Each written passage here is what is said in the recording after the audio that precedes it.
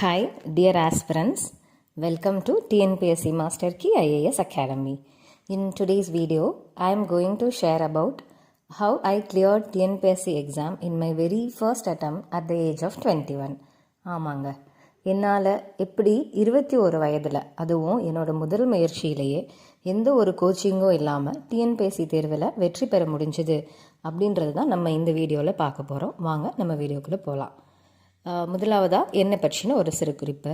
நான் 2015 19 வரைக்கும் அண்ணா யூனிவர்சிட்டி சென்னையில் சிவில் இன்ஜினியரிங் படித்து முடிச்சிருக்கேன்.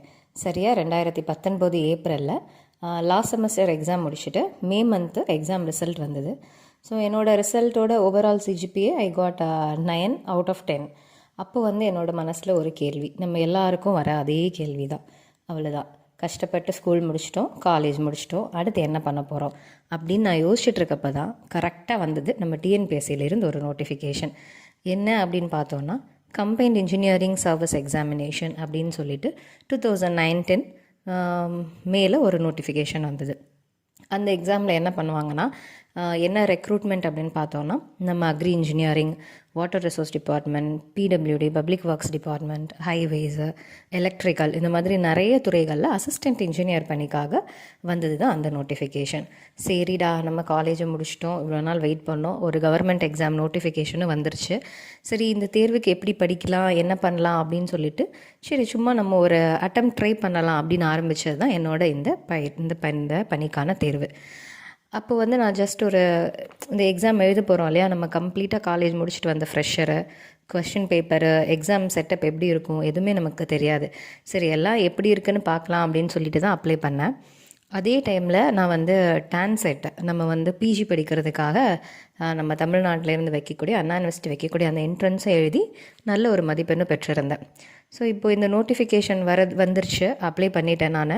அப்போது இதோட எக்ஸாம் அப்படின்னு பார்த்தோன்னா ஒரு 2 ஸ்டேஜில் இருக்கும். அதாவது ஃபஸ்ட்டு ஸ்டேஜ் என்னென்னா, நமக்கு அப்ஜெக்டிவ் டைப்பில் எம்சிக்யூ இருக்கும். அண்ட் தென் நான் 2019 அப்பியர் ஆகும்போது இன்டர்வியூவும் இருந்தது. அதுக்கப்புறம் கவுன்சிலிங் முடித்த பிறகு நமக்கு அப்பாயின்மெண்ட் கொடுப்பாங்க. பட் இப்போது என்ன ஆயிடுச்சு அப்படின்னா, இப்போ இந்த கம்பைன்ட் இன்ஜினியரிங் சர்வீஸ் எக்ஸாமினேஷனை தமிழ்நாடு கம்பைன்ட் டெக்னிக்கல் சர்வீஸ் எக்ஸாமினேஷனை மாற்றிட்டு இன்டர்வியூ போஸ்ட்டு நான் இன்டர்வியூவாக மாற்றிட்டாங்க. ஸோ இதுதான் நான் எழுதின எக்ஸாமோட பேட்டர்ன். ஃபஸ்ட்டு இந்த தேர்வுக்கு நான் ஒரு கம்ப்ளீட்டாக ஒரு ஃப்ரெஷர். இந்த எக்ஸாமுக்கு நான் அப்பியர் ஆகிறப்போ எனக்கு எப்படி இதை நம்ம ஃபேஸ் பண்ண போகிறோம், எப்படி நம்ம இதை கிளியர் பண்ணணும், எப்படி படிக்கணும் எப்படின்ற எந்த ஒரு ஐடியாவுமே கிடையாது. லைக் எவ்வளோ பேர் காம்படிட் பண்ணுவாங்க, இந்த எக்ஸாமுக்குன்னு தனியாக ஒரு கோச்சிங் சென்டர் இருக்கும், அங்கே எல்லோரும் வருஷக்கணக்காக உட்காந்து படிப்பாங்கன்ற மாதிரி எந்த ஒரு பேசிக் ஐடியாவுமே எனக்கு நான் அப்பியர் ஆகும்பொழுது கிடையாது. இப்போது என்னோடய ஃபேமிலி பார்த்தோம் அப்படின்னா, என்னோடய அப்பா அம்மா 2 பேருமே சாதாரணமாக ஒரு 10ஆம் வகுப்பு படித்தவங்க தான். எங்கள் வீட்டில் 4 பெண்கள். ஸோ என்னோடய அப்பா கூலி வேலை பார்த்து தான் எங்கள் எல்லாரையுமே படிக்க வச்சாங்க. ஸோ இந்த மாதிரியான ஒரு சூழல்லே படிச்சுட்டு வரும்போது நமக்கு என்ன தோணும், எல்லாருக்கும் தோன்ற மாதிரி தான் ஆப்வியஸாக படித்து முடிச்சுட்டோம், காலேஜ் முடித்து வந்ததுமே நம்ம ஒரு கவர்மெண்ட் ஜாப் போயிடணும் அப்படிங்கிற ஒரு எண்ணம் தான் என்னோடய மனதில் ரொம்ப ஆழமாக இருந்தது. சரி, நம்ம எப்படியாச்சும் இந்த எக்ஸாமை கிளியர் பண்ணணும் அப்படின்னு சொல்லிட்டு நான் ஒரு ஷெடியூல் போட்டேன். அப்ளையெல்லாம் பண்ணி முடிச்சு நான் டான்செட் கிளியர் பண்ணவும் நான் ஃபஸ்ட்டு நான் பிஜி பண்ணலான்ற ஒரு ஐடியா மனசில் வச்சுருந்தேன். அதுக்கப்புறம் சரி ஓகே, இந்த எக்ஸாம் எழுதி பார்ப்போம்னு சொல்லிட்டு ஒரு 2 வீக்ஸ் பிஃபோர் தான் நான் இதுக்கு படிக்கிறதுக்கான ஷெடியூலே போட்டேன். இந்த எக்ஸாமில் 2 பேப்பர் இருக்கும்னு முதலே பார்த்தோம் இல்லையா. ஸோ பேப்பர் 1 என்னன்னு பார்த்தோன்னா எங்கள் technical civil engineering, paper 2 general science. So first நான் என்னோடய டெக்னிக்கல் பேப்பருக்கு ஒரு ஷெடியூல் போட்டேன். டெக்னிக்கல் எனக்கு ஒரு 200 கொஸ்டினும், ஜிஎஸ் 100 இருக்கும். நான் எழுதினப்போ ஜிஎஸ் ஒரு கொஸ்டினுக்கு 2 மார்க்குன்னு இருந்தது. ஸோ அதனால் நான் ஃபஸ்ட் எக்ஸாம் பேட்டர்ன் என்ன, சிலபஸ் என்ன அப்படின்றத பார்த்துட்டு எனக்கு தகுந்த மாதிரி நானே ஓனாக ஒரு ஷெடியூல் ரெடி பண்ணேன். நான் நம்ம படித்தது கரெக்டாக 2 வீக்ஸ் தான். ஆனால் அந்த 2 வீக்ஸ் நான் போட்ட ஷெடியூலில் நான் ரொம்ப கரெக்டாக ஸ்டிக் ஆன் பண்ணியிருந்தேன். எல்லாருமே என்னை சுற்றி இருக்கவங்கெல்லாம் சொல்லிட்டு இருந்தாங்க, இதுக்குன்னு இவ்வளோ பேர் படிக்கிறாங்க, நீ எப்படியும் 2 வாரத்தில் படிப்ப. இப்போ நம்ம பக்கத்தில் நெய்பரிங் ஹவுஸில் இருக்கவங்க எல்லாருமே டிஎன்பிஎஸ்சி குரூப் சர்வீஸ்க்காக படிச்சுட்டு இருந்தாங்க, சிவில் சர்வீசஸ்க்காக. ஸோ அவங்க எல்லாருமே அதான் சொல்லுவாங்க, நாங்களாம் ரொம்ப வருஷமாக படிக்கிறோம், எப்படி இப்போ உன்னால் 2 வீக்ஸில் கிளியர் பண்ண முடியும், இதெல்லாம் பண்ணாத அப்படின்னு சொல்லிட்டு நிறைய பேர் என்னை டிமோட்டிவேட் பண்ணாங்க. பட் ஆனால் என்னோடய ஃபேமிலியில் எனக்கு நிறையா சப்போர்ட் பண்ணாங்க. ஸோ அந்த சப்போர்ட்டில் தான் நம்மளால் முடியும்டா அப்படின்னு சொல்லிட்டு நான் வந்து படிக்கலான்னு ஒரு களத்தில் இறங்கினது. அந்த 2 வாரத்தில் நான் என்னோடய முழு முயற்சியையும் போட்டேன். இப்போ காலையில் 8 மணிக்கு ஆரம்பிக்கிறேன் அப்படின்னா ஈவினிங் நைட்டு வந்து ஒரு 10-11 மணி வரைக்கும் நான் படிப்பேன். கிட்டத்தட்ட ஒரு நாளைக்கு குறைஞ்சது ஒரு 12லேருந்து 14 மணி நேரம் வரைக்கும் படிப்பேன் நான். ஸோ என்னோடய ஷெட்யூல் படி நான் என்ன பண்ணிட்டேன்னா, இந்த 14 மணி நேரம் படிக்கிறதுல ஒரு 1.5 வீக்ஸ்லேயே நான் வந்து டெக்னிக்கலை ஃபுல்லாக கம்ப்ளீட் பண்ணிட்டேன். ஸோ அதுக்கப்புறம் ஜிஎஸ்ன்னு பார்க்கும்போது நான் நிறைய யூடியூப் சேனல்ஸ் ரெஃபர் பண்ணேன், நிறைய எம்சிக்யூஸ் ப்ராக்டிஸ் பண்ணேன், ப்ரீவியஸ் இயர் கொஸ்டின்ஸ் தான் நிறைய. ஸோ டைம் கம்மியாக இருந்ததுனால நான் என்ன பண்ணேன்னா, நிறைய யூடியூப்பில் வீடியோஸை பார்த்தேன். ஸோ வீடியோஸ் பார்த்து ஒரு இதுவாக நமக்கு ஷார்ட்கட்ஸ் மாதிரி சொல்லுவாங்கள்ல, ஸோ ஷார்ட் வீடியோஸ் பார்த்து ஒன்று என்னென்ன கான்செப்ட் என்னன்ற ஒரு கான்செப்ட் கிளாரிட்டி மட்டும் நான் கெயின் பண்ணிக்கிட்டேன் என்னோடய எக்ஸாம் அப்போ. ஸோ ஜிஎஸ்டில் நமக்கு ரொம்ப முக்கியம் என்ன அப்படின்னு பார்த்தோன்னா ஆப்டிடியூடும் ரீசனிங்கும் தான். நான் முன்னாடியே சொன்ன மாதிரி தான். ஸோ எனக்கு வந்து நான் அட்டம் கொடுக்கும் பொழுது ஜிஎஸ்க்கு வந்து ஒரு கொஸ்டினுக்கு 2 மார்க்குன்னு இருந்தது. அதனால நான் வந்து இன்னொன்று சின்ன வயசுலேருந்தே எனக்கு வந்து ஒரு மேக்ஸில் பேக்ரவுண்ட் வந்து ரொம்ப ஸ்ட்ராங். நான் 12th மேக்ஸில் பார்த்திங்கன்னா சென்டம் 200 out of 200. ஸோ எனக்கு வந்து ஆப்டிடியூட் ப்ளஸ் ரீசனிங் வந்து ஒரு பெரிய விஷயமாவே இல்லை, ரொம்ப ஈஸியாக இருந்தது. ஸோ நான் டெக்னிக்கல் முடிச்சுட்டு ஜிஎஸ் பார்க்கும்போது நான் வந்து 25 ஆப்டினா 24ஆவது போட்டணும்டா அப்படின்னு சொல்லிட்டு ஒரு பயங்கர ஒரு குறிக்கோள் வச்சுருந்தேன். ஸோ அது மாதிரி என்னால் 24 ஆப்டிடியூடுமே போட முடிஞ்சிருச்சு. அதுக்கு வந்து என்னோடய மேக்ஸ் பேக்ரவுண்ட் தான் காரணம். இப்போ நம்ம மேக்ஸ் பேக்ரவுண்ட் ஸ்ட்ராங்காக இல்லைன்னா ஒன்றுமே பிரச்சனை இல்லை, நம்ம ஸ்கூலில் படித்தது தான் திருப்பி இங்கே டிஎன்பிஎஸ்சி ஆப்டிக்கு எழுத போகிறோம். ஸோ டெய்லி ஒரு கொஸ்டின் டே அப்படின்னு ப்ராக்டிஸ் பண்ணோன்னாலே நம்ம வந்து ஸ்ட்ராங் ஆகிடலாம். இன்னொரு முக்கியமான விஷயம் என்ன அப்படின்னா, நம்ம எக்ஸாமுக்கு படிச்சுட்டே இருந்தால் மட்டும் பத்தாது. படிக்கிறத விட நம்ம நிறையா ப்ரீவியஸ் இயர் கொஸ்டின்ஸ் பார்க்கணும். நம்ம படிக்கிறதுலேருந்து எப்படி கொஸ்டின் கேட்குறாங்கன்றதை நம்ம அனலைஸ் பண்ணணும். அதுக்கு நம்ம நிறையா எம்சிக்யூஸ் வந்து ப்ராக்டிஸ் பண்ணணும் அப்ஜெக்டிவ் டைப்பில். இந்த எம்சிக்யூ ப்ராக்டிஸ் பண்ணது தான் எனக்கு இந்த எக்ஸாமை க்ராக் பண்ணுறதுக்கு ரொம்ப ஹெல்ப் பண்ணுச்சு. இப்போ நான் எம்சிக்யூனா நிறைய ஆன்லைன் சோர்ஸஸ் யூஸ் பண்ணுவேன். நான் முன்னாடியே சொன்ன மாதிரி தான், நான் எந்த ஒரு கோச்சிங்குமே போகல. அதனால் நான் என்னென்னலாம் ஃப்ரீயாக கிடைக்கக்கூடிய ரிசோர்ஸஸ் இருந்ததோ அது எல்லாத்தையுமே ரொம்ப எஃபெக்டிவாக யூட்டிலைஸ் பண்ணேன். அந்த டைமில் 2019 நிறைய ஆன்லைன் பிளாட்ஃபார்ம்ஸ் வந்தது. அப்போ தான் great ups, youth for work, அந்த மாதிரியான பிளாட்ஃபார்ம்ஸில் நான் டெக்னிக்கல் எம்சிக்யூஸ் போட்டேன். அது மட்டும் இல்லாமல் நம்ம கேட்டு, இன்னும் இன்ஜினியரிங் சர்வஸ், இந்த மாதிரியான எம்சிக்யூஸ்ன்னு போட்டோன்னா அதுவே நமக்கு க்ரோம் பண்ணோன்னா நிறைய காட்டும். ஸோ அந்த மாதிரி வெப்சைட்ஸ்லேருந்துமே நான் நிறைய எம்சிக்யூ ப்ராக்டிஸ் பண்ணுவேன். ஜிஎஸ்க்குமே ஆன்லைனில் கிடைக்கிற எம்சிக்யூ, சம் ஆப்ஸ் யூஸ் பண்ணி அந்த ஆப்ஸில் கிடைக்கிற எம்சிக்யூன்னு சொல்லிட்டு எப்படியோ குறைஞ்சது இந்த தேர்வுக்காக நான் வந்து ஒரு 7000+ எம்சிக்யூஸ் வந்து ப்ராக்டிஸ் பண்ணியிருப்பேன். இப்போ நமக்கு எம்சிக்யூ சால்வ் பண்ணுறது மட்டும் பத்தாமல் நம்ம ப்ராக்டிஸ் பண்ணும்போது 4 ஆப்ஷன்ஸ் இருக்குன்னா நமக்கு ஒரு கொஸ்டினுக்கு ஒரு ஆப்ஷன் கரெக்டாக இருக்கும். அப்போ பேலன்ஸ் 3க்கு என்ன அப்படிங்கிறதோடு சேர்த்து ஒரு கிளாரிஃபிகேஷனும் ஒரு எக்ஸ்ப்ளனேஷனோடு நம்ம பார்த்தோன்னா அது நம்ம மனசில் பதியும். அகெயின் அண்ட் அகெயின் நம்ம என்ன பண்ணணும், இந்த எம்சிக்யூ பண்ணுறது மூலமாக நம்ம எந்த ஏரியாவில் வீக்காக இருக்கோம் அப்படின்னு அனலைஸ் பண்ணிவிட்டு நம்மளே செல்ஃப் எவாலுவேஷன் பண்ணுறது ரொம்ப ரொம்ப முக்கியம். இந்த செல்ஃப் எவாலுவேஷன் எக்ஸாமுக்கு மட்டும் இல்லைங்க, நம்ம லைஃப்லேயுமே நமக்கு நிறைய விஷயத்தில் உதவும். நான் படிச்சுட்டு எம்சிக்யூ சால்வ் பண்ணிவிட்டு ஒரு 2 days ரிவிஷனை முடிச்சுட்டு ஆகஸ்ட்டில் என்னோடய very first exam at the age of 21. அப்போ தான் எனக்கு வந்து ஏஜ் 21 ஆகுது. ஆனால் ஒரு 1 வீக்லேயே நான் போயிட்டு அந்த எக்ஸாம் வந்து கொடுக்குறேன். ஃபஸ்ட் எக்ஸாம் இதுதான் எனக்கு. ஸோ போகும்போது நமக்கு வந்து எப்படி உள்ளே போகணும், OMR ஷீட் எப்படி ஃபில் பண்ணணும் எல்லாமே எனக்கு அப்போ தான் ஃபஸ்ட். ஸோ போயிட்டு நான் ஆகஸ்ட்டில் முடிச்சிட்டேன். கரெக்டாக நவம்பரில் இதோட ரிசல்ட் வந்தது. ஜனவரியில் இன்டர்வியூ, ஃபெப் எண்டில் வந்து கவுன்சிலிங் போயிட்டு அப்பாயின்மெண்ட் ஆர்டர் கொடுத்துட்டாங்க. அதுக்கப்புறம் நமக்கு கோவிடு. ஸோ கொஞ்ச நாள் கழிச்சு மே மந்தில் நான் வந்து வாட்டர் ரிசோர்ஸ் டிபார்ட்மெண்ட்டில் அசிஸ்டன்ட் இன்ஜினியராக ஜாயின் பண்ணிட்டேன்.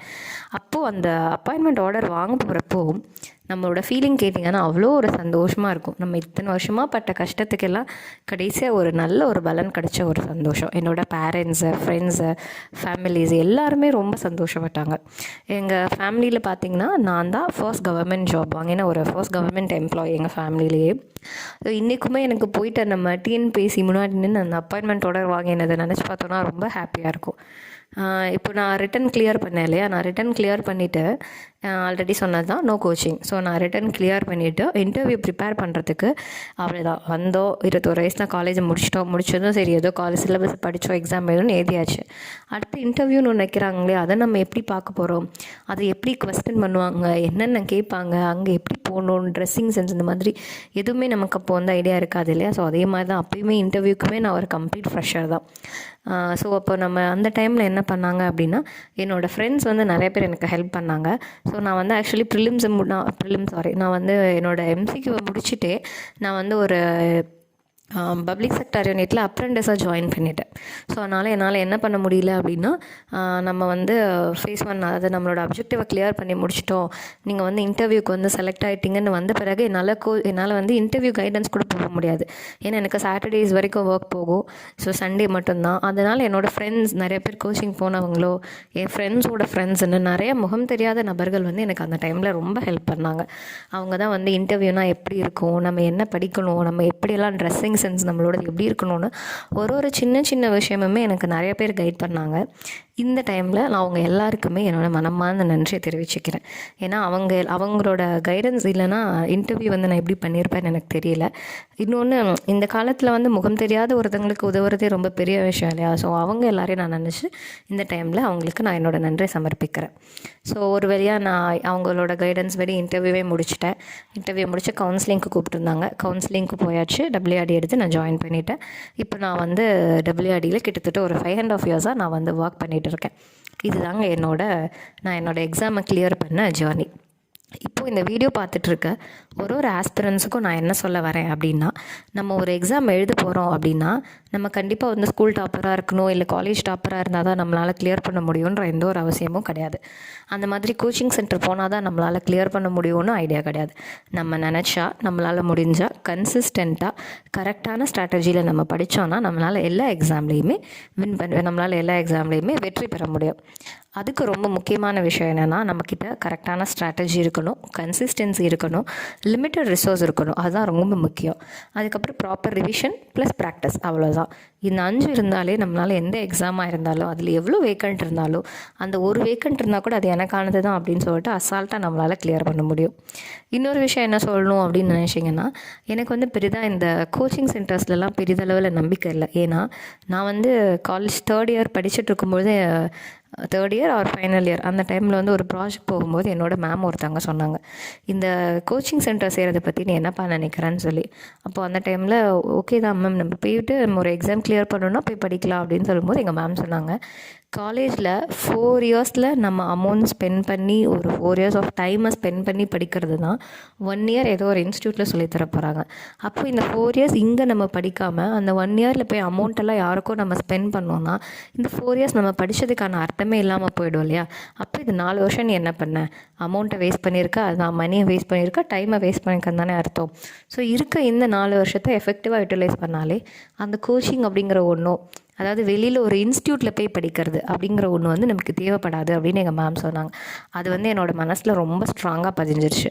அதனால தான் நான் வந்து நம்மளாக படிக்கணும், செல்ஃப் ப்ரிப்பரேஷனில் நம்ம காலேஜில் நடத்தியிருக்காங்க, நம்ம 4 இயர்ஸ் நல்லா படிச்சிருக்கோன்னு சொல்லிட்டு நானாகவே என்னோடய ஓன் அட்டெம்ப்ட் தான், வீட்டில் இருந்து படித்தது தான்.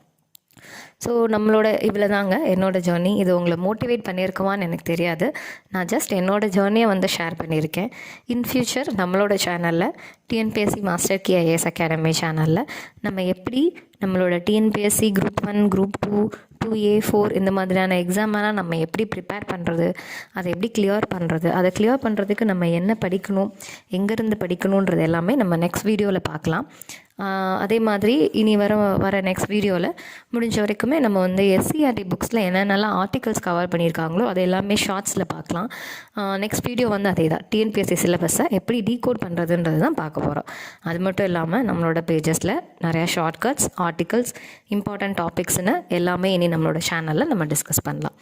இந்த வீடியோ பார்க்குற நீங்கள் ஒரு ஆஸ்பிரன்ஸாக இருந்தீங்கன்னா, இல்லை உங்கள் ஃபேமிலி ஃப்ரெண்ட்ஸ் யாராவது டிஎன்பிஎஸ்சி எக்ஸாமுக்கு ப்ரிப்பேர் பண்ணிகிட்டு இருக்காங்கன்னா கண்டிப்பாக நம்மளோட சேனலை அவங்களுக்கும் சப்ஸ்கிரைப் பண்ணுங்கள், லைக் பண்ணுங்கள், கீழே இருக்க பெல் ஐக்கானை கிளிக் பண்ணுங்க.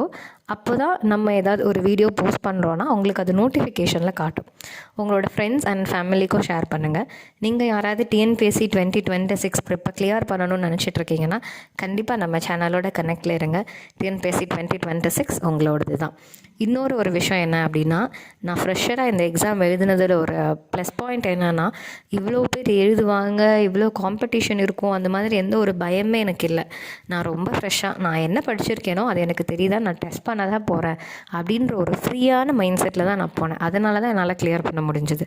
ஸோ நம்ம எது எழுதினாலுமே நம்ம ரொம்ப ஸ்ட்ரெஸ் ஆகாமல், பேனிக் ஆகாமல், நம்ம ரொம்ப ரிலாக்ஸ்டாக ஃப்ரீயாக நம்ம இத்தனை நாள் என்ன படித்தோமோ அது நமக்கு தெரியுதான்னு செக் தான் பண்ண போகிறோம் அப்படின்ற ஒரு மைண்டில் ரொம்ப ஃப்ரீயாக ரிலாக்ஸ்டாக போய் எழுதணுன்னா கண்டிப்பாக நம்மளால் கிளியர் பண்ண முடியும். ஸோ உங்களுக்கு டிஎன்பிஎஸ்சி பற்றி என்னெல்லாம் டவுட் இருக்கோ எல்லாமே நமக்கு கீழே கமெண்ட் செக்ஷனில் போஸ்ட் பண்ணுங்கள். நான் உங்களுக்கு அந்த டவுட்ஸ் கிளியர் பண்ணுறேன். அப்படியே உங்களுக்கு நம்மளோட சேனலில் இன்னும் என்னென்ன டாபிக்ஸ்லாம் வீடியோஸ் வேணும்னு சொல்லிட்டு நீங்கள் கமெண்ட் பண்ணிங்கன்னா நம்ம அதுக்கு தகுந்த மாதிரி வீடியோஸ் போடலாம். நம்ம நெக்ஸ்ட் வீடியோவில் நம்ம எப்படி டிஎன்பிஎஸ்சி சிலபஸை டீகோட் பண்ணுறதுன்னு பார்க்க போகிறோம். Until then, please stay connect with us. Thank you aspirants for watching. All the best for your TNPSC journey 2026.